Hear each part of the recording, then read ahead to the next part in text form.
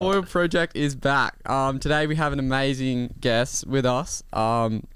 It's a world-renowned foiler, known with his partnerships with Axis and Sunova, been all over Instagram recently, and has just started his own foil brand, which has been running for a couple of years now, LfSupply. Today we have Larry Foiler. Welcome to the potty. Thanks for having us, boys. Well, you did your homework there, matey. Yeah. No, bit of a last-minute intro, but dug deep. Nice. Got the work done. We were actually just talking about this before the podcast, and we were wondering if the reason you got into the sport is because you had such a good last name of Foiler. That's probably... Damn, you got me good on that. No. I've not ever had anyone ask me about my surname before. It's always been reference to my first name. Yeah. But there's a story behind all of it.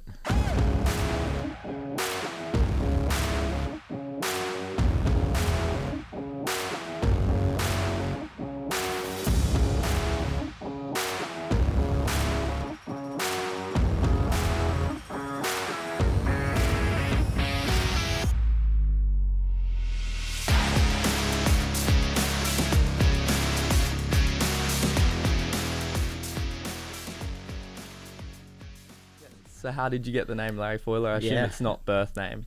Birth name is Shannon, actually. Yeah. So it's pretty funny because foiling now for what, 4.5 years. Man, where does this story start? So, geez, it starts back when I started foiling. Like, I realised I want to learn this new cool sport and document it as well, because obviously, well, you may not know I'm actually a photographer. That's my job, and I've done a lot of stuff in the past working for other brands and other people, you know, like I felt I was always like promoting other people. Also my job in the real world is I'm a wedding photographer. Yeah. So every week my wife and I photograph weddings and document other people's lives, which is awesome. Job that we totally love. But when I started foiling, I'm like, I want to document this. This is going to be fun. I'll make my own social media account. And at that point, you know, I had a social account for work and a social media account for the family. I'm like, all right, well, I'll make one for foiling. And I just didn't want to use my real name because I couldn't foil then. Yeah. Didn't want people knowing what I was doing. Yeah. So I, you know, this is going back 5 years or so ago when I decided I want to do this. And I've got a few mates that I, you know, used to surf with every day down south, you know, and that's all we do during the week. Like we'd go surfing, and then once I got bitten by the foil bug, I was, you know, as you guys would know, you get hooked and that's all you want to do. And I put the surfboard away for a bit and started just, you know, trying to learn to foil.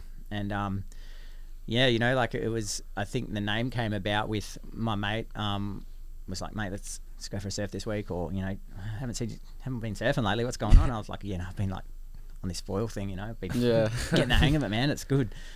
And he's like, oh, you don't even surf anymore. You're just like the Larry Foiler now, aren't you? It's just like that nickname. He goes, you're just a Larry now. And I was like, so when it came to making a social media account for my foil journey, I thought, well, that'll do. It was the first thing that came into my head, Larry Foiler. That was it, done. I just, you know, I'll change that later. Yeah. Like that'll do just to start with for my first post. And, that's perfect. Here we are, what, 4 or 5 years later or something like that. And yeah, it's going strong. And I think now in the foil world, most people think Larry is my real name. Yeah. Which is cool. I'll answer to anything. Like, it always have that weird combo. Like, what do we call you? Yeah. Call me whatever you want. Yeah. Cool. Yeah. So if I'm being naughty, it's Shannon. If you see me in the water, it's always Larry. Yeah. No. So backtracking a little bit, but you said, like, where were you first introduced, like, into foiling? Like, where did you see it first? Did you see someone doing it? Or did you... I think it was a Kai Lenny video. Yeah. You know, yeah, it's always Kai. That makes everything look sick, dude. It was Kai Lenny, and I think it might have even been Ryan Hurley, like a California video. And I remember it was Kai on like I think a blue and yellow Nash board, just endless. I think he pumped 7 or 11 waves consecutively in like these little waves, and I was like, yeah, I want to do that. Yeah. And you know, that was it. Yeah, I mean, the coolest thing about hydrofoiling is you just don't go where the crowds are. You know, like, you don't need to. The best waves for foiling are the ones that none of those surfers can ride. So we go down here and it's the perfect foil wave. There's no reason why you need to do it in a crowd. You know, and back then, where in WA, I didn't know anyone that foiled at that point, and it wasn't. I don't even really think any shops were selling gear back then. No.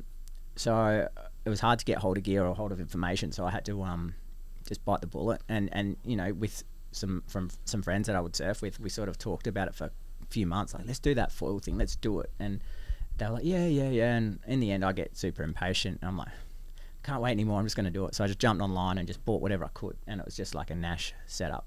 I ordered it online, and then, you know, trying to save money, instead of buying a board, I used one of my old surfboards, and I used the adhesive foil mount to start with, and that's how I learned. I grabbed one of my old surfboards and stuck a foil mount on the bottom and bolted on a Nash setup, and just went and learned. And you know, that was it. We've got a little boat. I used to get my wife to drive me around, like, in the ocean, and tow me around and learn to foil. And I did that for an hour or so, and then it's just like, throw yourself in the deep end and go straight in the ocean with, like, no one to help. Yeah, fair enough. Yeah, so it's it's cool start. How's the gear back then compared to what you're riding now? Do you know that, like, that board that I started on was, like, at the time, it was one of my favorite surfboards. It was like a Firewire baked potato, like a fat board with heaps of volume. It kind of made the perfect foil board. Yeah. And then sticking on that foil mount, like, it worked good. The Nash foil was kind of cool. I think back then it only came in 2 sizes, a medium and a large. And I don't think you really got much info on what was in terms of specs. It was just you get the big one or the small one. So I just got the medium, and it worked. It held up for ages for me to learn on. And you know, I think my end goal was I always wanted to pump back out. You know, like, and it was kind of restrictive in that aspect. Like, I could ride waves and get to the end of the wave, but I didn't have enough grunt to pump back out. Also didn't have enough money then to go out and buy the bigger front wing. So I stuck on that small wing for ages. And then I got really desperate to get the pump thing happening. And there's a pretty cool guy in Texas by the name of Eric Christensen, and he used to make Nash wings in his back shed out of carbon. And he made this thing that we nicknamed the Dreamliner. And it was the hugest wing with, like, you know, the front leading edge of it was like 1.5 inches thick or something. It was just this big beast that he whipped up for himself, and he posted it online. And I'm like, man, send me one of them to West Oz. And he was like, really? And I was like, yeah, like, tell me however much it is, just make me one of them. And he was like, all right. And he made it, and I think he, you know, might have cost like $300 US to ship it over or something. It was pretty crazy at the time, but it fitted the Nash setup, and it was bigger than anything Nash made. It was gigantic. So I'm this small dude, and I just had this massive, like, it was probably the first of the ever massive wings. And I got that, and it was super slow, super lifty, but it enabled me to start to pump. And this was just a homemade thing a dude made. That's ridiculous. And I sold that off to a mate down south, and I think it's still getting around. Like, I want to try and get it back and put it on the wall. A piece of foil history. It is foil history, hey. Yeah, so that was my first introduction to the big wing that got me pumping. And then the rest is history. From that point on, the gear started getting better. So did you like, when did you start, like, transitioning to, like, other brands, and then transitioning obviously to Axis and Sunova boards? That's probably a perfectly timed question, because that was right at that point when I started riding that big wing. Then at that point, I did a annual family trip up to Exmouth. And an old mate from the kite surfing days, Jason Lewis, was up there at that point, and he had he was selling Axis at that point, but he didn't foil back then. And he was like, Shannon, I got this foil setup I want you to have a go of that I'm selling, like, because I don't know much about it, but you're the only person I know that foils, so can you try it out and tell me if it's any good? And I was like, all right. So we're up at Exmouth, and I had to go on this Axis setup, and I got up there. I got up there. So, hey, Jace, where's that foil setup you're talking about? And he goes, oh, don't know if it's going to be any good for you. It's a massive wing. So it was the old Axis 920 original Surf Series wing. He goes, I think it's a sup wing. He goes, you know, it'd be too big.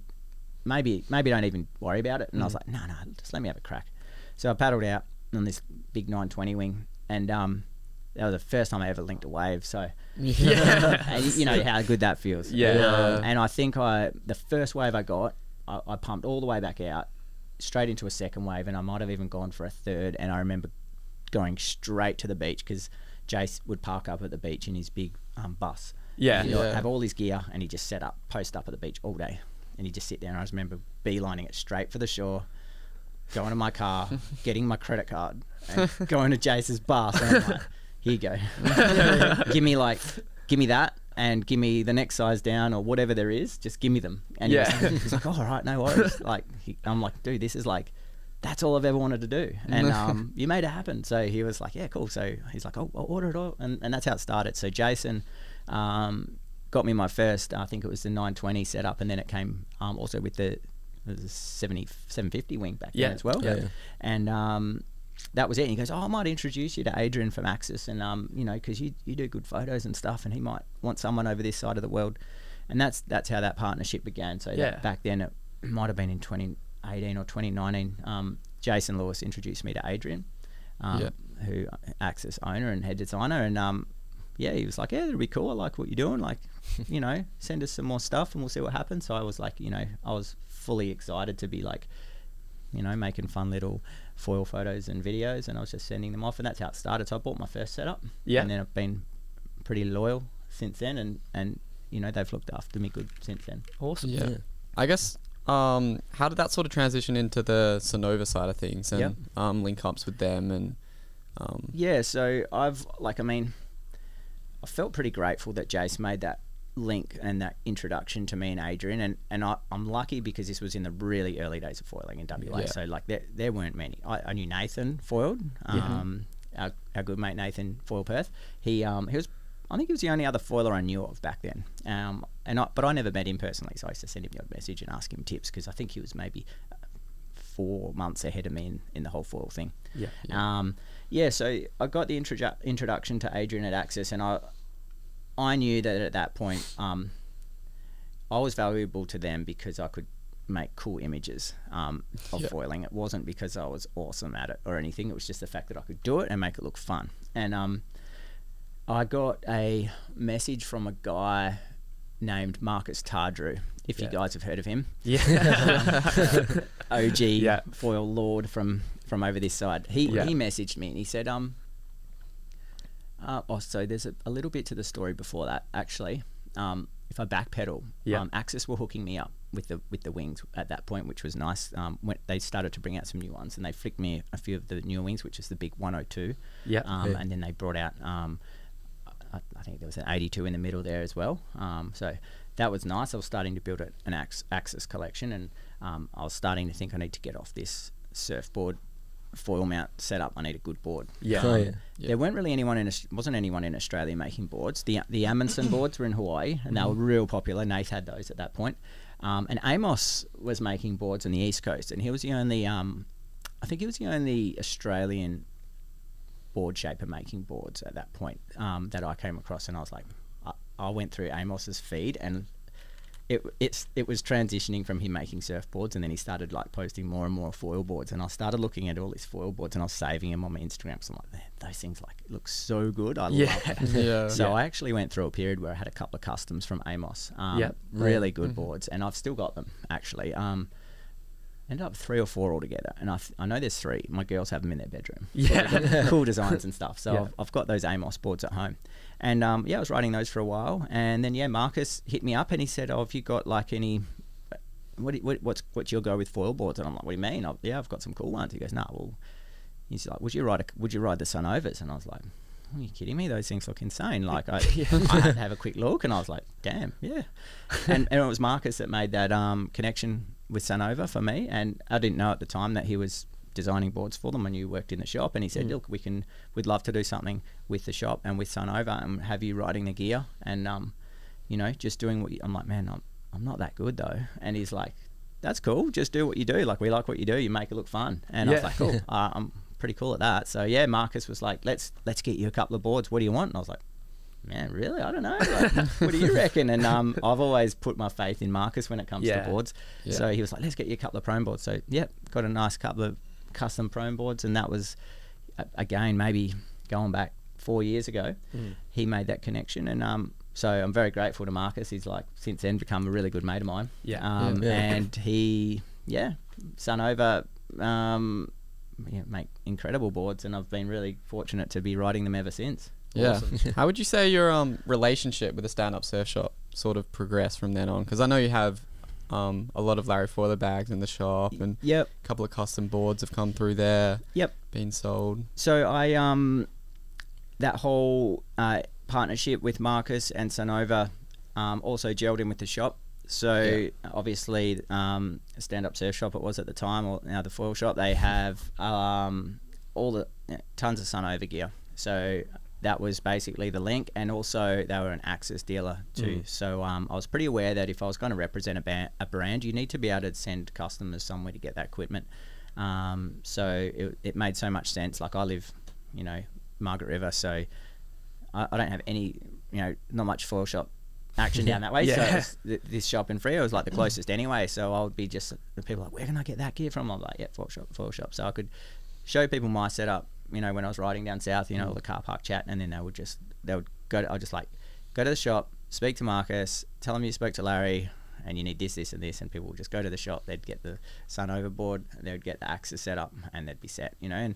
And since then, the shop's been really good at looking after me. Like a lot of my Sunovas or Axis gear would get sent directly to the shop, and they'll ring me up or they'll post it down. And they've been really supportive. And when I started my own little brand, the shop was really good on getting on board and getting behind me and helping get the products in the store and things like that. So the shop's been unreal. Sure. Yeah, what pushed you to start your own brand? So I guess backpedaling before my photography days, I've got a background in graphic design as well. So I was always a self-employed graphic designer. I would work for a lot of other companies. I used to do a lot of work for like Surfing WA with their events. So I was always in the surf industry a little bit. I've worked with wetsuit companies and things like that, helping to design wetsuits and doing all their marketing. So I've had a bit of background in like clothing brands and stuff too. But as you know, always doing stuff for other people. And I thought like this is a cool opportunity to maybe do something for myself. And we had a family trip booked back in, it was supposed to be in 2019, to the United States, where we were going to go for 7 weeks, have a motorhome, drive around America, go to Hawaii, do the full thing, take the kids. And I'm like, if I'm doing that, I'm going to take my foil gear and I want to go and like visit every foiler that I've met online and go ride all their spots. And like, if we're going to go, I'm foiling. And then I started to think, well, how am I going to get all my gear, you know, to America? And I started dreaming up like what would be the coolest way to travel with, or, you know, the foil gear pulls apart. How good would it be to have a bag where there's pockets for everything? And that's really how it started. I started sketching up some ideas of what would be the ultimate bag, and I thought I'm going to take this just to like a canvas maker or something, and I'm just going to get one made for me. I don't care if it costs me $1,000. I'm just going to get a bag made so I can take my stuff overseas and know that when I get there, it's going to arrive in pretty good state. And I started designing up what I thought would be a cool bag, and it started to look really good. And I just went to a few Australian manufacturers to get it made, and then it, you know, once friends and that started to see that design, they're like, "Oh, I'd go one of them. Like, I wouldn't mind that." So it sort of snowballed into like, well, maybe I can look at getting more made. And then the world went weird, and we couldn't do the America trip because everything shut down, and we were no longer able to travel. So it was at that point where I was like, "Whoa, I don't really need this bag now." And I think my wife was like, "Why don't you just, you know, get some made up and just sell a couple or whatever?" So I just decided to go into production and get a small run of the travel bag done. And it was really well received. I was sort of kept it really conservative and did quite small numbers, and it kind of like sold out real quick, and I was like, "Oh, that's pretty cool." So it really started from that. That's how the idea to make a bag, and it was literally all based around one bag, which was the travel bag, which we've got here today.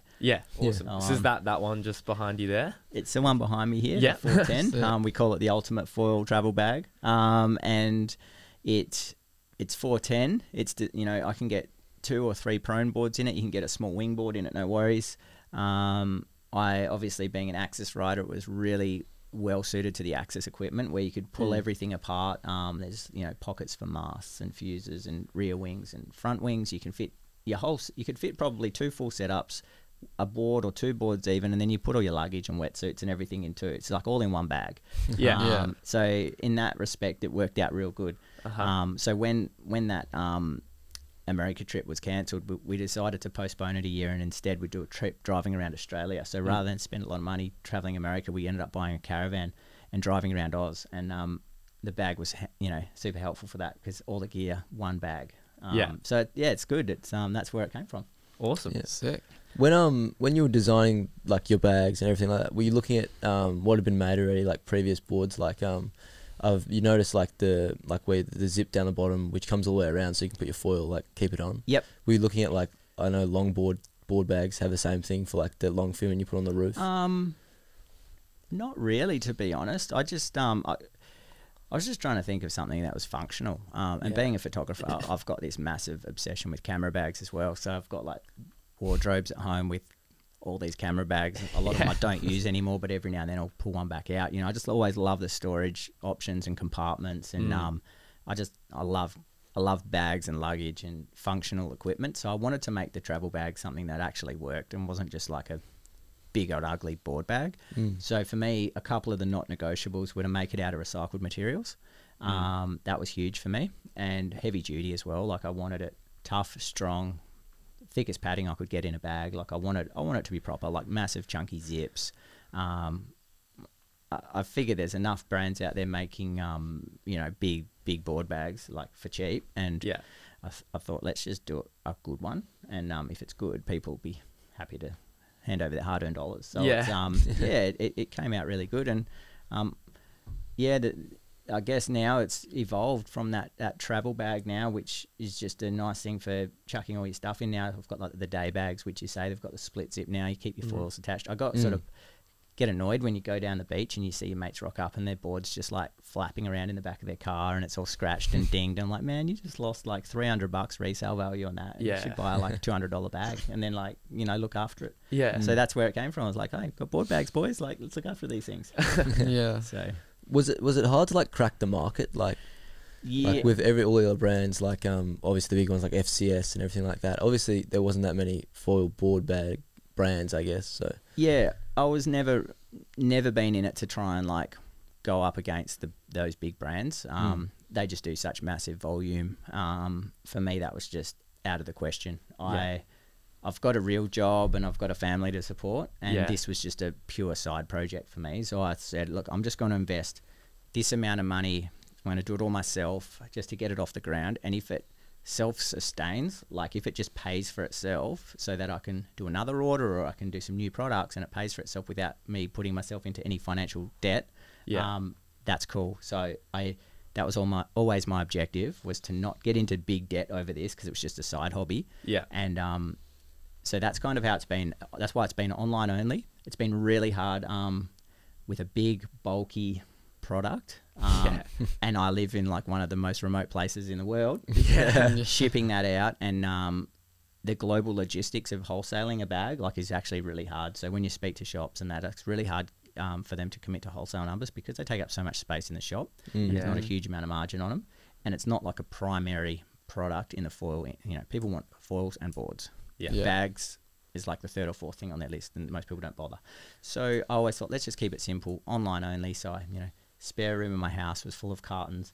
I'm not worried about trying to go against the big boys. I just wanted to make a cool product that foilers would love, and just do that. Like, it's a little bit of like, I'm just going to make a cool thing that people will like, and that's kind of all it is. It's just designed to stay small, which is cool. And it blew me away when I launched it. I built the website myself. I did all of that like on my own, and to have enough products that you're ready to sell them, and then like it's pretty nerve-wracking when you like press go on your website. Like, is anyone even going to buy this? And then like to see the orders come in on like the first few days was really cool. And I'm like, what? There's like a dude in Alaska buying a freaking board bag. Like, and then these guys in Canada and stuff sending me photos of the travel bag like covered in snow, like with and they're going winging in like a frozen lake or something. And I'm like, they've got my bag. I'm like, that's awesome. Like that's all I care about. I don't want to sell a million. I just want to have something where the foil crew are just like, hey, that's made for us. It's awesome.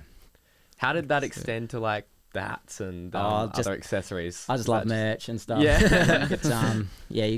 That's just always been me. I've always loved designing like logos and products like caps and stuff for like other brands. Have done a lot of that, and I'm like, cool, I want to have my own hats. Like, people might grab a board bag and chuck a hat in, and I just love it for the promo. I'm like, put together a little team and grab a few select riders around the place and hook them up with a bit of like product like hats and stuff too, just to, I don't know, it's just always been that fun little, I enjoy that. It's probably like you don't do it to make money, but it's just a fun, like all the hats I get made, like I pretty much give most of them away. But it's just cool to have them, I reckon. Awesome. Well, I was actually going to say, I think I met you at some point while you were doing your trip around Australia up in Exmouth. Was that? That was a different trip, but that was a different trip. We met. That was at Sandy Bay. Sandy Bay. And It might have even been, yeah, I think it was like the year before we went away. Yeah, okay. And yeah, then gave you a board bag. Yeah, that was amazing. Thanks so much. I was just going to say, since then, that board bag has like been through it all. It's been amazing. That's good because Yeah. I've got the prone board bag. I think it might be up behind. Somewhere. Oh, yeah, there it is. Yeah. That's OG. Like, that's from the first ever delivery I had, and that one's been around Australia. It's been overseas. That's been everywhere, that bag, and that's holding up. Yeah, so that's pretty cool. And I think that's the same as one I gave you, actually. Yeah, it's tough as nails. Yeah, they're good bags. Yeah. And that's what it was all about. Like, you see people with like surfboard bags and there's like a 4-foot foil board in it, and they like fold the bag in half and stuff. And like, oh, we need our own bags. Yeah. So yeah, now we have. Yeah. Nah, Hugh carries that thing around everywhere. He manages to fit everything in it. He whips out, like, because he's on lift foils, he whips out his 120 and then like also his 170, and then somehow he fits a 90 in there, and I'm like, what? Yeah, it's pretty crazy like what people are fitting in them. Yeah. Like, I just did the recent trip to Thailand with my family, and I took this the 410 travel bag that's behind me. But now, because people want more, that's also available in a 5.4 model with wheels. So the international travellers can put their bigger wing boards in and a few more things, and they really load it up, and then they can wheel it around an airport. I don't actually have one of those, but I've got the 410. I took that to Thailand, and I took the downwind board bag that I've got here in the background, which is, I think, that's a 7.1. I had to take that over empty because I was picking up a brand new board. Awesome. Is that one over there? That's that one over there. Yeah. That's my new baby. So yeah, 2 bags traveling actually, and I've got another one which is a quiver bag now. Yeah, so okay. It's a new one which is basically designed for taking everything except your board, so you can put all your wings, fuses, luggage. So I actually took 3 bags in the end. It was the travel bag, the quiver bag, and then the downwind bag, and they're all full. So three giant green bags through the airport, and they all held up good, and it's incredible what you can fit in. You know, because I've got 2 kids and they want to take everything too, so I'm like, chuck it in the travel bag, put it in the quiver bag, put it in the downwind bag. So yeah, it was good. I think I went over there, I took 1 board over and came back with 3. And yeah, made it easy. Awesome. Now, is there a reason behind like the colours and everything? Yeah, we're actually gonna. Yeah, I think somehow olive green has become my colour. Yeah. I don't know. I just love the earthy colours. I don't really like. There's a lot of fluoro and stuff out there, or bright colours. I just wanted something that was a little bit, not stand out. I love the earth tones and things like that. So for me, it was always going to be that. In fact, our latest run of bags now, we've just gone olive green on absolutely everything. Yeah. So we're not running any other colours anymore. I love the tan colour. That was a favourite. Maybe that'll come back at some point. But we mucked around with like navy and black and a couple of other colours and even grey. But the olive green seems to be really popular. Yeah. I figured, hey, that's my colour. Let's just keep it simple now. And yeah, earth tones, olive green, and it's sort of starting to pop up everywhere and it's become a thing. Well, I think for definitely for WA and regional WA, that's like I mean, seems like a pretty good colour to choose. It does, man. When you pull up at like Nalu or Exmouth or something, you throw these board bags out in the red dirt, like they look at home. Yeah, they do. Yeah, exactly. And even when we travelled Australia, I thought, on some of our down days, we'd be in the middle of nowhere, and I'm like, I probably should get some content for my LF products. So I'll be in the middle of the desert and somewhere like Northern Territory or something, and I just pull the board bag out and put it in nature, and I'm like, oh, that's cool. There's some shots. Yeah, like it works. So good. So you've travelled around Australia, and it sounds like you're pretty travelled around the world as well. A little bit, yeah. I've done a bit. I mean, the Thailand trip recently was the first overseas trip for my kids. Who are 12 and 14 now. So that was really cool for them to go overseas. In my past life, I used to make kiteboarding films. So a lot of people don't know that, and it's interesting how many kiters have transitioned over to foiling and wing foiling specifically. So a lot of people that I knew 15, 20 years ago from kiteboarding, I'm now seeing again as foilers, which is really cool. There's a whole bunch of them, especially in Perth here. So back in those days of making kiteboarding films, I did a lot of travelling.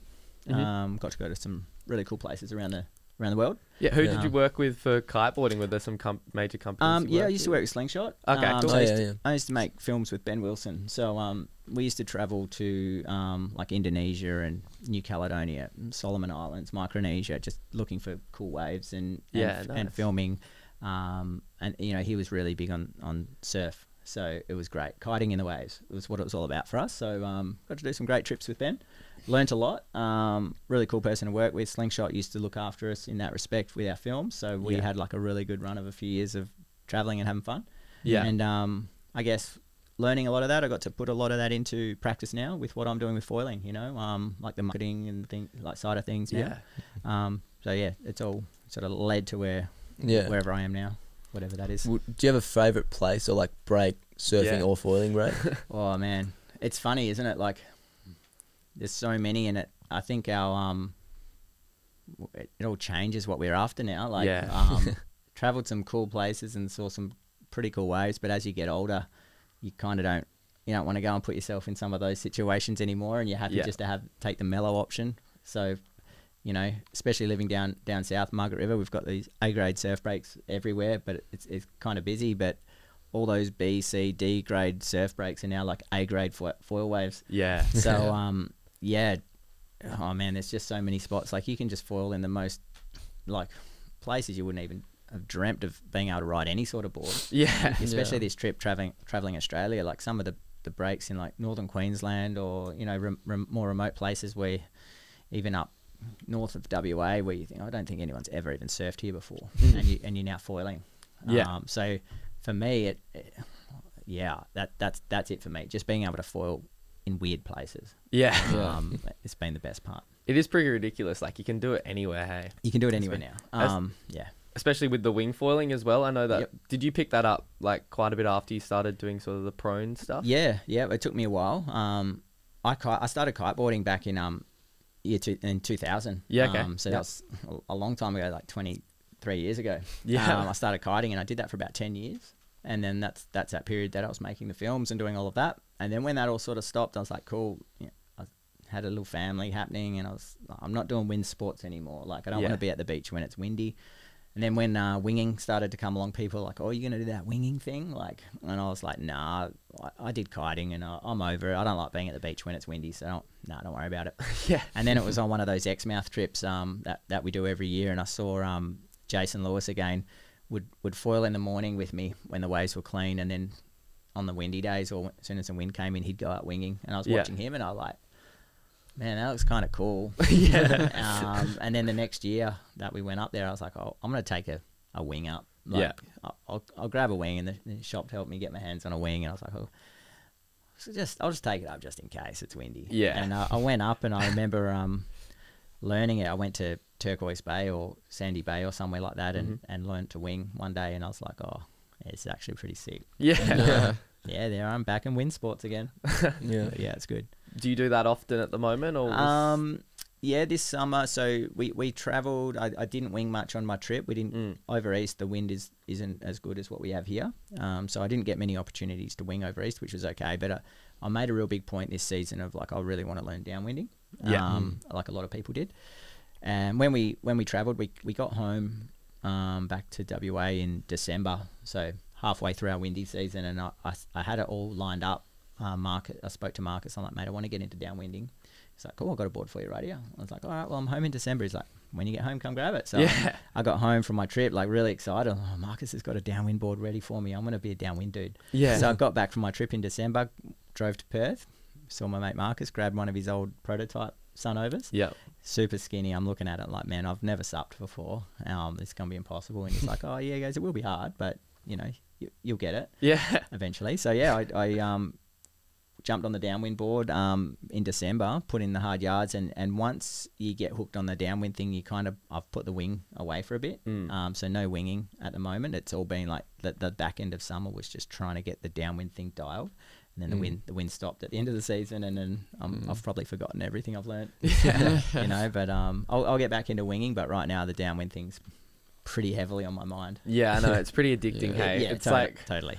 Yeah. Well, we've been out a couple times trying it, and geez, it's so frustrating not getting it. It is the worst. Marcus has described it really well. He says it's like the Everest of foiling. Yeah. It's like, you know, and it's weird because you go through a period, you see people do it, and you're like, that's really cool, and I appreciate that's really skillful, and it's hard work. But yeah, kind of not for me. That was sort of me for a bit there. I was like, I'm just happy, you know, riding little waves and winging, whatever.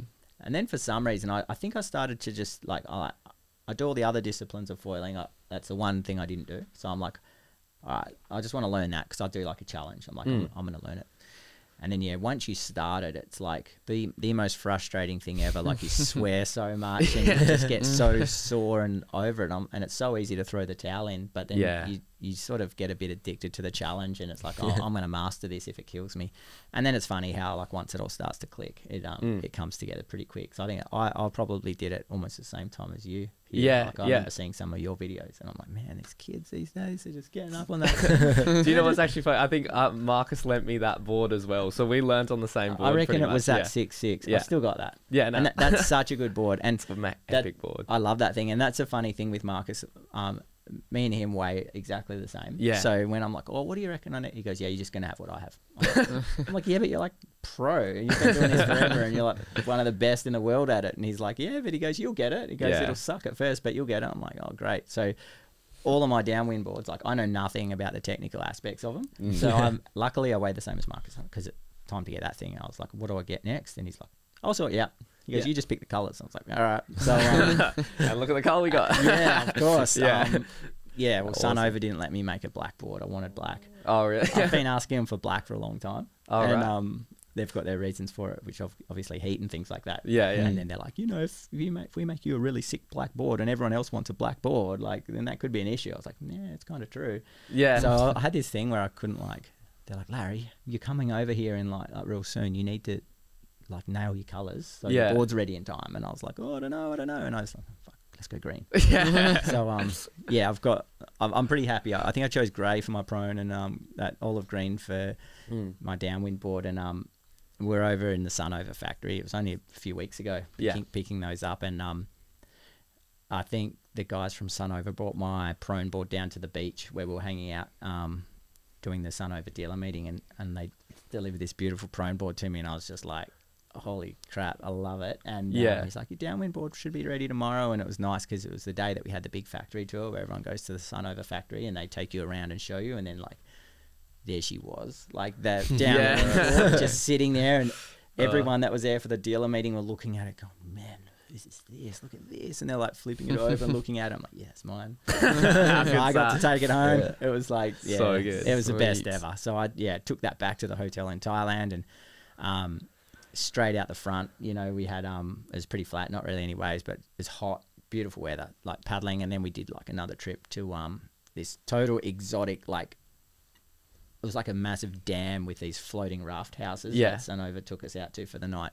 And you're literally staying in like a house with like a little jetty on it. And I took my downwind board, and I took my I've got one of the Sunova dock start boards as well. And it was just like flat water foil paradise. So you're dock starting out of your bedroom, and then you start paddling out the front. So it was like there's nothing else to do there apart from flat water paddle. So I've just got this beautiful brand new board. I'm like, oh, I'm gonna go for a paddle. So it's like got to use it straight away. But, awesome. Haven't had a proper downwinder on it yet though. Yeah. When you were doing those flat water paddle ups, what foil were you using with that board? When I learnt on the one that you borrowed, I had the PNG Access PNG 1310, which is like, I just said, let's just go on the biggest wing they do. And that thing just has the easiest lift, like really early lift, tons of glide. It's quite funny. My mate Drew and I were practicing the flat water paddle ups when we first decided to downwind back in December. And Drew's got some pretty good SUP experience. He's a really good like wave rider on a normal stand-up paddleboard, but not really SUP foil. So when Drew and I went out the first time, I remember at Greystown, it was like a glassy day. Like the water wasn't even moving. There was a tiny little wave. And I put my board in the flat water. I couldn't even stand on it. Yeah. Like I could not stand on it, right? And Drew goes out to the waves straight away on his downwind board and just started like foiling, like paddling in and riding. And I'm like, I was so off it. Yeah. I'm like, what? I'm like, F this. I'm like on my guts just paddling around like because I couldn't stand up. I was so over it. So for the next like sort of 2 weeks, we started hitting Margaret River, like the actual river, like going into the flat water. And so we're like, it was like 2 weeks straight of just flat water paddling. And probably on like the 8th day, I finally got the paddle up, and that was on the big axis wing. Yeah. And then from there we started like sizing down to like the Art 1099. And then the PNG 1150 is a good one as well. We started experimenting with all the smaller wings and finally got to the point where we were ready to go out in the ocean. But fun journey. It's an epic journey. I guess leading on to sort of the Axis side of things, I've heard they've had a potential new release of gear in the coming days. I don't know if that's been released yet. Hopefully, not allowed to talk about it. Not allowed to talk about it. I think it gets released in like 3 days, but maybe we can talk about it and you can like. Yeah, we can release it past the date. Yeah, I think that's the aim with it. Yeah. No, that's cool. So they do have a really cool surf series wings. They've just released the Art Pro 1201, which has been a pretty big thing. Have you tried that at all yet? Yeah, I have. It's pretty big for me. Like, it's funny. Some of the I get sent the small wings a lot, and then when they send me the big wings, sometimes I just, what do you want me to do with it? And I'll ride it and pump and glide forever. And it's actually going to be like my new light wind, downwind wing for sure. It's got tons of glide. But then you see people like that do ride it, like prone pumping and cruising around. It's a sick cruiser, and I think that'll probably come out in some more sizes soon as well. For sure. And then I think a lot of people were kind of waiting for like a really surf specific wing from Axis. The Art range was amazing with all the speed, glide, pump, great for winging, downwinding at the top level. And then there was the sort of the next step down was like the HPS range, which was really good. Really good all-rounder range, really. Yeah. Like, great for proning, great for winging, great for learning on. Kind of did everything. I used to love proning on the HPS range as well. But once you ride the Arts and you feel that speed, you kind of get addicted to it. So I'm like, I'm going to make the Art my prone wing. So we started all proning on the Arts, like the 799 and 899 and things like that. And we would always just say, like, how good would it be if there was a wing that was right in between the two, like between the Art and the HPS? You know, it had the speed of the Arts, but it had like the turning and maneuverability of the HPS. Like, everyone kind of wanted that at that point, and they made it. Yeah, they're calling it Spitfire. So awesome. Spitfire range dropping right about the time this podcast will go together, I'd say. Perfect. Yeah, awesome. Yeah, so really well received so far. Been riding them for a month or so. It's looking like there's going to be at least 6 sizes, ranging from a 780 up to a 1100. Yeah, with the possibility of maybe adding a size below and a size above. So there's this huge range. Awesome. Yeah. Fortunate enough to have Adrian from Axis come and visit and stay with me for almost a week recently, and he brought the Spitfires over. Put me on the 900 to start with, which is it's around about 1,000 square centimeters, so it's just that normal size wing. Yeah. And that first go on it, I was like, well, here we go. Like, that's what we wanted. Like, it just rolls like left to right beautifully. Yeah. So really happy with that. And then knowing that there was going to be sizes below and above, I was like, oh, I think we're on the right track here.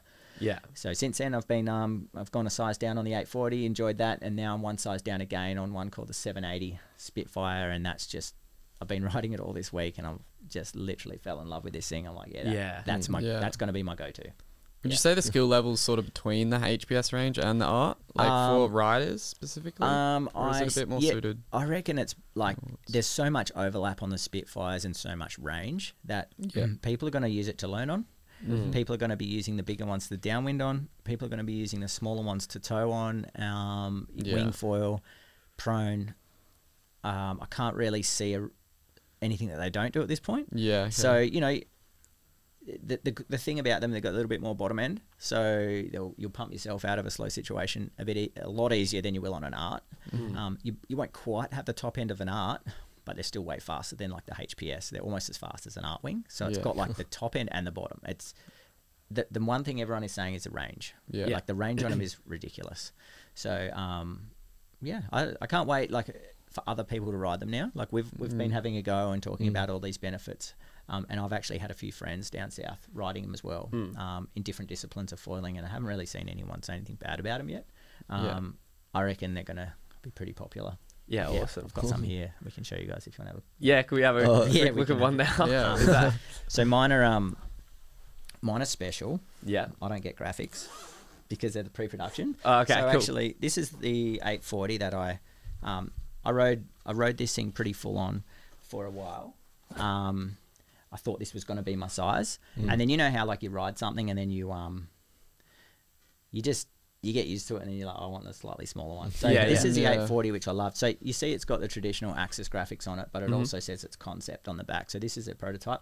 The production versions will not have these graphics. Yeah. They've got a nice, beautiful new red Axis logo and a bit of information, like a total new graphic design on these wings. Yeah, right. The series looks like incredibly nice.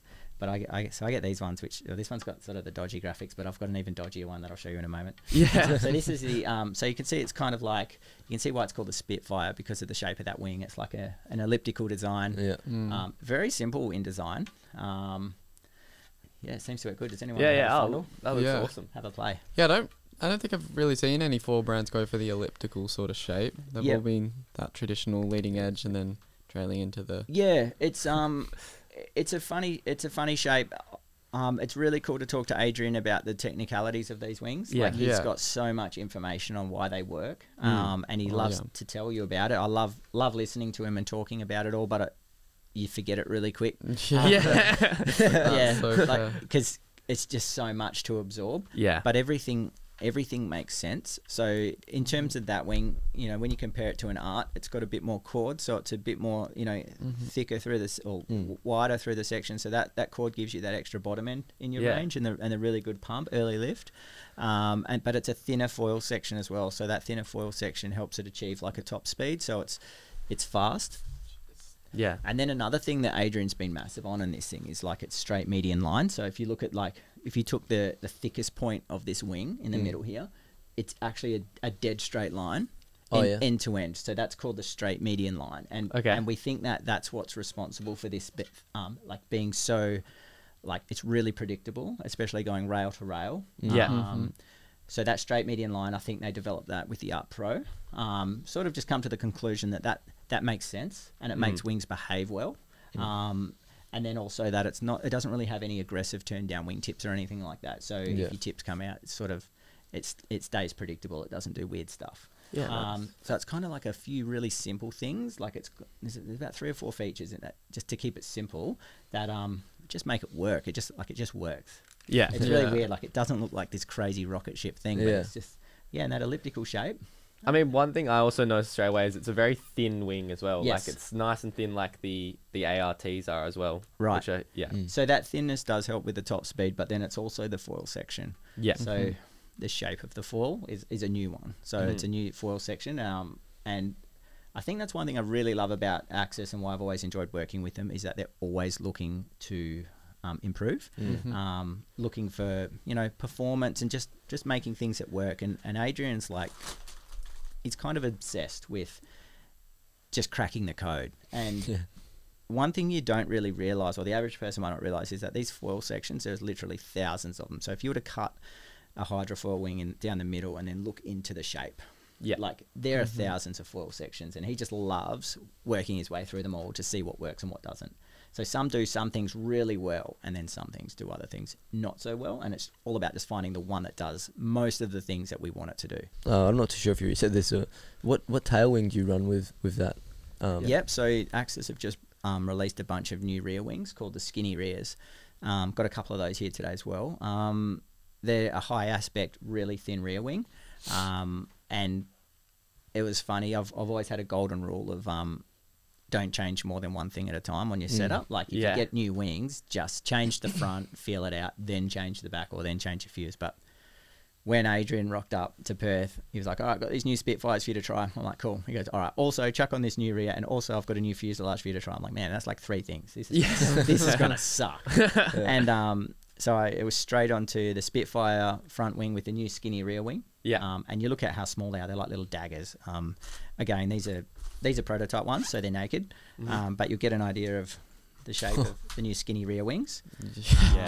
Wow. I think that one has a chord of 42.5 millimeters. Yeah. So with these, the span is generally the same, between about 355 and 362 kind of on the span.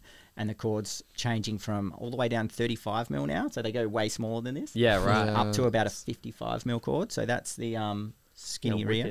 Wicked. Yeah. And What was your first impression of these guys? Like, well, it was kind of hard to tell because I was changing front wing, fuse, and rear all at once. This is my smaller one, which has been my go-to. So this has got a 40 mil chord. okay. One thing for sure. So what I did, I had to go back to the progressive rears, which were my previous favourite, and go back to back on these. The progressive rears are amazing, but these are just way quicker. Yeah. They're just so fast. So any of the older wings that perhaps if you wanted to like unlock the true potential out of some of the older ones, like I reckon like even the HPS would benefit from the skinny rears, because it's just it makes them just go so much faster. So you get all this extra speed, glide, and you don't actually lose much pump at all. Yeah. Okay. So does it affect stall speed and stuff like that? It does a little bit. Yeah. Yeah. So they love to be pumped fast. Yeah. But in terms of maneuverability, like for me, prone riding and wave riding, like they do everything on the wave you want it to do. Yeah. You've just got to keep the pump rate up on the way back out, which I love pumping fast anyway. Yeah. So when I went back, this week I've just had like this crazy week of going out for like 5 waves, coming in, changing something, going again. I've really been trying to like figure it all out. Yeah. And I've been going from like the progressive rear wings back to these. These are a lot smaller than the progressives. Even the small progressives are bigger than all of these. So you'll stall earlier. Yeah. But once you get your head around it, you can pump so fast on these that you won't stall anyway. Yeah. And going fast is what it's all about. So pumping back out really fast is way more fun than pumping back out really, really slow. Yeah, exactly. So there's that guy. Yeah. And I'll have to just reach over here real quick. No worries. If I can reach. Here, no, I'll hand that one to you. What's this one? That's the even skinnier cord. The 3, what was that? Yeah, so that one there would be 35 mil. it's around about that one's about a 40 mil cord. Oh, yeah. And they're going to go all the way down to a 35, but obviously I get the special ones with no info on them. So it's really hard for me to know, because Adrian comes over and he tells me what they all are, and then I have them all in my hand and he leaves, and then I'm like, oh, what did he say that was again? So, but and I'll show you this guy, because this right here is my actual favorite setup right now. So it's got the Spitfire 780 on the front. Mm-hmm. Again, I get to show you the nice graphics that I get. Look at that. Yeah, beautiful. Yeah. Perfect. So this is marker.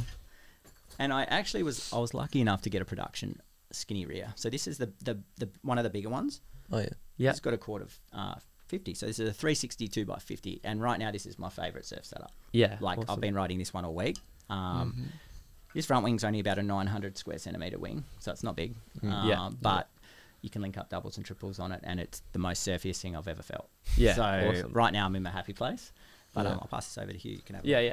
It's got a bit of a secret fuse on it as well, that one. But we Awesome. just wings are getting smaller. Who would have ever thought, like on a 900 square centimeter wing, you'd be pumping and linking, no worries. And Yeah. you It's know, crazy how the sport's progressing. the rear wings are almost like the fronts and rears are almost the same size. The other thing I also noticed you talk about when you're talking about the foil sections. Yep. Like I feel like we've also talked to Army Armstrong before, and Yep. it sounds like these good designers are kind of all talking about the same stuff, because Right. I feel like for a null, like we don't think about the foil section really at all. Totally. Like I kind of just look at the wing and go, Yeah. that's it. I'm the But same. there's- Do you know I get in trouble from Adrian all the time about this stuff as well? Yeah. Because I would always ask him, oh, how big is it? Like, or what is... Or people would always want faster, so they would just assume that thinner is faster. Yeah. But even talking to Adrian about some of the masts as well, because the masts also have a foil section. Yeah. Yeah. Right? And he's actually found a new foil section in the masts where it's enabled it to be thicker, yet faster. Yeah. So he's got like a mast that can be thicker and faster than the previous masts, just because the foil section's better. Right. Yeah. So- So that's so something that you wouldn't even think. You wouldn't is even think about. So I'm like, hey man, you need like a thinner wing so it goes faster, and he'll be like, it's not really the thickness, it's the foil section. Yeah, The foil okay. section is so critical.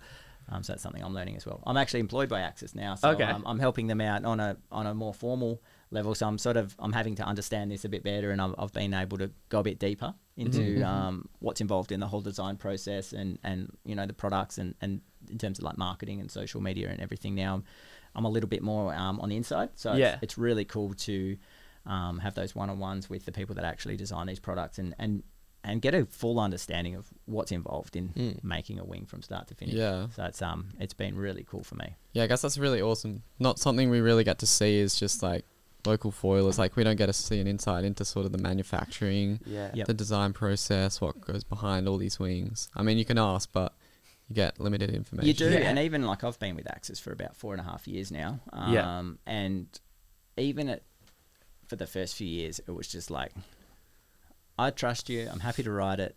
Thanks. Like, Adrian will always tell me all the technical stuff, but it's quite easy to forget. Yeah. And now that I'm on board more officially, it's been really cool to be led on the inside a little bit more and have a good understanding of what he goes through in terms of just having an idea and then to getting that idea in the hands of someone that can test it and then give feedback. And there's so much to and fro just to get a wing out. It's it's quite incredible. Yeah, it's really involved. So yeah, feel pretty fortunate to be able to be part of that process. Well, I know we're talking a lot about Axis, and this is almost probably not the right time to ask this, but one of our good friends, Marcus, and a couple other lads have brought out code foils. Yep. Have you had a try on those? I haven't. I really want to. I almost had a chance in Thailand, but the waves kind of let us down. I've only heard good things, and I'm super stoked because, you know, we all know Marcus is a really good dude. And I think they're going to do great. And speaking to people that have used them, it's good. It's just been all really good feedback, and then even like, you know, seeing the conversations between Marcus and then the guys from Axis, you know, like they're happy for him too, and they also have an understanding of what it's taken for them to get to the point that they're at, but also the road ahead of them. So how hard it is nowadays to make a really incredible product, especially starting from scratch. So I'm stoked for them that it looks like their first range of wings have been like on the money. But yeah, I definitely want to have a go. Like it all looks good, and I love trying things from other brands whenever I get the chance. I've got no doubt I'll like it because I've seen people ride it, and it looks like it works. So I'm super stoked for them. Another thing, I've got a bit of a random question again is I know your girls have been riding every now and then. So were you pretty surprised with how quickly they picked it up? So my youngest Roxy picked it up really quick. Again, that was up at Exmouth one year. I'd been out foiling. I think she was out in her longboard, just fun little waves, and she's like, "Dad, can I go your foil board?" And I was like, yeah. And I'm like looking at it, and it's there with like a tiny surf wing on and a super pointy rear wing and long mast and, you know, 26 litre prone board. Looking all intimidating on the beach, and I'm like, oh, maybe tomorrow I'll set you up with something a bit safer. And she's like, nah, I just want to have a go. Like, just let me have a go. And like, she was just nagging, and like, when your kids nag, sometimes you're like, go on then. Just go learn the hard way. Go hurt yourself. So she's paddled out at Exmouth, and we're just sitting on the beach. I don't really think she'll get any waves. Like, someone's like, "Is that your kid?" And I was look up. She's like cruising along the face of a wave. She's 8 years old, and I was just like, "Holy crap!" Like, and she was literally on my setup. And back then, gee, what was that? It was probably like the Axis, like BSC 810 or something. Pretty lifty little wing. And she was on my 26 litre prone board and just cruising along a wave. And I was just like, wow, she just went out and did it like day one. Like no training or anything. Like, I think before that she'd had one go dragging it around behind the boat. Where they, you know, scramble up to their knees and get a little bit of a ride. She just went out and did it in the surf. And so she's not a full-time foiler, but she loves surfing. And when the waves are right for it, especially on our trip, I'm lucky to have more than one setup, so I can just set her up aboard, and she'll just happily ride what I ride. She was in Thailand foiling. She was riding this 900. I was on the 840, and my 12-year-old girl was on the 900. She's on a bigger wing than me. You know, and she's like, I'll just ride that. Like, don't worry about putting anything else on. She took the 900 out, skinny rear, short mast, and just went out and rode waves. So she had a sick time over there too. Awesome. So it's really good, and it's cool. Like, got a funny thing going now. Whenever Adrian comes over with new wings for me, he'll always like, "Here, Roxy, here, this one's yours." And he'll give her the small one. Keep this one away from Dad. And I'm like, I want that one. Like, she's got her own setup and everything now. Oh, and, awesome. She's just when the waves are right for it, she can just grab a foil board and go. Sweet. Super cool to see. And my oldest daughter Coco, she's 14 now. She loves her longboarding. She's a full blown longboard chick, but she can foil too. Awesome. Exmouth a few years ago, took the whole family out, and everybody foiled. Like, I had 3 setups going, and even Coco, she likes to just cruise on a longboard, but she's like, yeah, I'll come foiling. She just did it. She's like, yeah, that was cool. I'll go back on my longboard tomorrow. I'm like, what? You just foiled, like prone foiled. Pretty crazy. When you've worked like years to get to that stage. It's the most frustrating thing. Like, you're super proud of them, but you're like, man, how'd you do that? Like it's crazy. Like, back in my day, I was getting the wife to drive me around in the boat, and I'm like trying to be all careful, like, you know, foiling behind the boat for a bit, and then catching little waves. And like, the kids just grab up and like prone surf, unbroken. It's wild. Really cool, but probably a testament to the gear as well. You know, how user friendly the gear's getting. Definitely. Awesome. Well, they're jumping on the new gear that's like Spitfire gear, especially. You can see that's like, you know, all. Oh, I'm not too sure how good they are, but you can range with like skill levels. 100%. You could use it for pretty much every discipline of foiling, and the size going up to like quite a big 1100. I could see that being really good as a light wind winging, wing or sup foil, and even downwind. Like I've been wing dinging on this 900. It was really fun, and just flagging out, doing like a downwind with the wing in your hand. There's no worries. Like that thing cruised down the wing. Someone with my ability, I'm not elite downwind. Yeah. Like I don't need to go for speed records, but in terms of an all-rounder, pretty cool to, you can have a set of these and keep all bases covered, which is pretty sick. Yeah, amazing. Yeah, it's really cool. All right, I've got one maybe final question. I feel like we've covered a lot already. Yep. What do you see yourself doing with foiling in the future? Like, do you have any plans or any ambitions to happen? Oh, soon? not really. Like I'm just enjoying it. Like for me, living down south, trying to surf every week, started to become frustrating for me, because I think everyone's also now living down south trying to surf all week. Like, you know, everyone's taking days off during the week to go surf. So the waves are crowded on weekdays. The waves are crowded on weekends. And for me, foiling was like that outlet to be able to go and find somewhere quiet where there's no one out, uncrowded, a mate or two, and just, it's like being a grommet again. So that's all I like. I just love, I just love riding. It gets me in the ocean every day. I love seeing new people pick it up and enjoy it as well. Like some of the older frustrated surfers back down where I live, you know, get them on a foil and they're just happy again, like and stoked like little kids, you know, and it's just cool to see the enjoyment that brings. So yeah, I'm happy just to keep rolling with that. Awesome. And I'm obviously enjoying the work that I'm doing with Axis and Sunova too. To have those brands, you know, on board, it's been really cool. They just literally support any ideas I have or anything I want to do. They're fully on with it, which is great. It's been a cool thing. I'm sure you guys agree. Sick. Like, for sure. rides. Well, it must have sort of followed the coast, because up in Perth, I think COVID just affected us heaps. Yeah. Because no one was traveling. Everyone was like, oh, I want to get into something new. That's it. So everyone started surfing. Yes. Yeah. And I haven't surfed in Perth in a long time. Yeah. Because it's just too many people. It's just not even possible. There's only a limited number of waves along this coast as well. Yeah. Especially up in Perth. Like you go to Trig, Scarborough. Yeah, I think that's about it. I think if I was living back, I used to live up here and kite surf and everything like that. And if I was living here, it'd just be the downwinder thing every day. In summer, and I can see why everyone does that up here, and it's so good because you're just getting out, you're getting your own piece of ocean. You know, and it's you just get away from it all, and you know, we get a bit of that down south. We're spoiled down there. We got waves every day. So you know, pulling out the downwind board isn't always the best decision down there because the wind isn't as good. The coastline's not probably as forgiving for downwinding, but and we've always got waves. So there's almost not a single day I can't ride one of my foil boards down there. Yeah. You know, that's like really, I can't even remember like today or yesterday. My kids had sports all day, so I didn't foil, but I foil every day. Yeah. Like literally, there's always like generally it's a wave, like good waves, and if it's not, we'll take the paddleboard, the downwind boards out, or we'll go do some beach starts or dock starts somewhere. But there's literally always somewhere. It's super cool. That's great. Keeps you fit.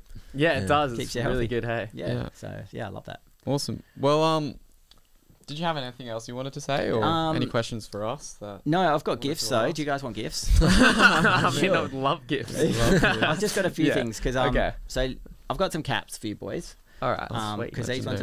So this is our hemp cap. Don't smoke it. But I thought we would go with a cool material to make these out of. These are really comfy. The hemp caps float, so you probably know these because everyone's seen these caps. But these are cool. You surf. I surf in a cap every day. Yeah. These ones float. They're super sick. So you guys can fight over that one. We've got the comfy corduroy cap. You guys can also have that. Yeah. And I've got some coffee mugs. Awesome. Oh, sick. There you go. Shit. Crack them sweet. open and Thank just you. keep them on the desk for the next potty. Yeah. Yeah, We'll keep them here for sure. Yeah. I'd love to leave you some wings, but I'm taking those home for me. No. I love the old like camping Very feel generous to it. anyway. Yeah, that's It's it. sick. I love the Yeah. authentic stuff. Like It's super cool. yeah, so they're the coolest. They get hot though. Like you put a hot coffee in, you'll burn your hand. But Yeah. they're kind of cool. So the old camp style coffee mug. But then and then this is the surf jersey that everyone's been frothing on for the downwinding. Yeah. This is a limited edition. Normally we do like the full bright orange, but this one I really like the colorway of this. Yeah. And I had this one just sitting there. I thought you guys could make use of this. You could keep it. You could, I don't know, if you could do a giveaway, or you can just claim it for yourselves. You could do whatever you want with all this stuff, and it's all good. I reckon a giveaway might be a good idea. We can it could be get pretty some of cool. this stuff and Yeah, get out to the viewers. Well, Thanks why for don't we watching. leave you guys these caps, and then Yeah. we can arrange a merch giveaway. Okay, Maybe awesome. we give away another Sure. surf jersey and a cap, Yeah. and you guys can work out a cool way, and a mug. You can work out a way of doing that, and we can find out. Maybe one of your viewers can take home a cool little prize pack, and we'll send it out. Yeah, Yeah, perfect. Yeah, Sounds awesome. It would be even better if you could sign it, I reckon. good. Yeah. Oh, I could. Which name would I sign it with? Whichever one you want. I Maybe literally- both. Oh, that'd be weird. No, I don't know. Yeah, we'll do something. Yeah, We'll sort it I'll out. sign it like on the inside so it doesn't actually ruin it. Yeah, yeah. No, that'll be cool. All right. Well, thanks you so much for coming Oh, up. guys, it's and been a pleasure. awesome. It was awesome. Cheers. Yeah. Thanks heaps for having me, Cheers. and good luck with the podcast. I reckon it's unreal what you guys are doing. Okay. Thanks heaps. Cheers, See everyone on the water. Yeah. See you in Yeah. the water. Thanks, guys, for watching. See you later. See ya. I never know how to end these things. Did we go good? Yeah, that was awesome. Was that recording or did we need to go again?